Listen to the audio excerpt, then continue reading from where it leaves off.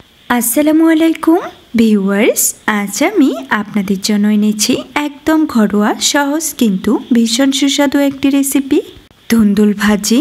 এই সবজিটা অনেকেই খেতে একটু অনাগ্রহী থাকেন, কিন্তু ঠিকভাবে রান্না করলে এর স্বাদ আপনাকে মুগ্ধ করবেই। চলুন দেখে নিই কম উপকরণে কিভাবে তৈরি করবেন পারফেক্ট ধুন্দুল ভাজি। প্রথমে কড়াইয়ে তেল গরম করে এখানে দিয়ে দিলাম 1 মুঠো পরিমাণ পেঁয়াজ কুচি। পেঁয়াজ কুচিগুলো নেড়েচেড়ে একটু ভেজে নিয়ে তারপর এখানে দিয়ে দিলাম কয়েকটি ফালি করা কাঁচামরিচ। ঝালটা আপনারা আপনাদের পছন্দ অনুযায়ী অ্যাড করতে পারেন। এরপর মরিচ ফালিগুলোকে কিছুক্ষণ নেড়েচেড়ে ভেজে নিয়ে আবারও এখানে দিয়ে দিলাম রসুন কুচি। এখন সমস্ত উপকরণ লালচে করে ভেজে নিয়ে এখানে দিয়ে দিলাম কেটে রাখা ধুন্দুলের পিসগুলো। তারপর এখানে দিয়ে দিলাম 1/2 চামচ পরিমাণ লবণ এবং 1/2 চামচ পরিমাণ হলুদের গুঁড়ো। ভাজির মধ্যে খুব সুন্দর একটি কালার আসার জন্য এখানে আমি হলুদ গুঁড়ো ব্যবহার করেছি, চাইলে আপনারা স্কিপ করতে পারেন।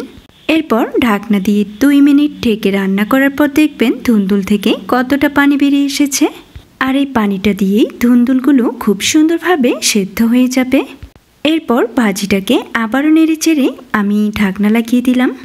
3 থেকে 4 মিনিট ঢেকে রান্না করার পর এই পর্যায়ে ঢাকনাটা উঠিয়ে নিলাম। আর এই পর্যায়ে ভাজিটাকে আবারও একটু নেড়েচেড়ে দিলাম। ধুন্দুলের এই ভাজিটা করার সময় খুব বেশি নাড়াচাড়ার প্রয়োজন নেই, এতে করে ধুন্দুলগুলো একদম গলে ভর্তা ভর্তা হয়ে যাবে। ধুন্দুল আমাদের দেশি সবজিগুলোর মধ্যে একটি খুব পরিচিত ও পুষ্টিকর সবজি। এই সবজিটির বিশেষত্ব হলো এটা খুব হালকা, সহজেই হজম হয় এবং শরীর ঠান্ডা রাখতে সাহায্য করে।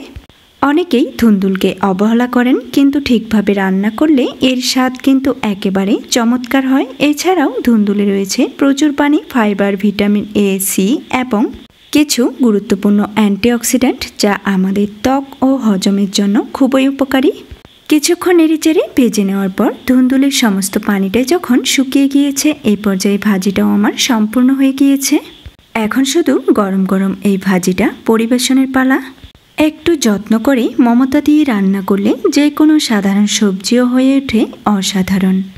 ধুন্দুল ভাজি তার ওই এক সহজ উদাহরণ। ভাতের পাতে এই ঘরোয়া স্বাদটা যেন হারিয়ে না যায়, সেই চেষ্টাই করি আমরা। আজকাল আমরা যত বেশি প্রসেসড খাবারের দিকে ঝুঁকছি, ততই হারিয়ে যাচ্ছে এই সহজ অথচ পুষ্টিকর খাবারগুলোর কদর।